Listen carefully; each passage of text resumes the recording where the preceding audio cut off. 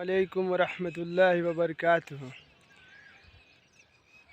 मोहतरम बुज़ुर्गों और दोस्तों, ये पीछे जो आपको दिखाई दे रहा है ये पहाड़ है और इन पहाड़ों के बीच में बसा हुआ गांव देख सकते हैं आप लोग। हमारे मुस्लिम भाई लोग रहते हैं यहाँ पे। ये है मेवात शहर।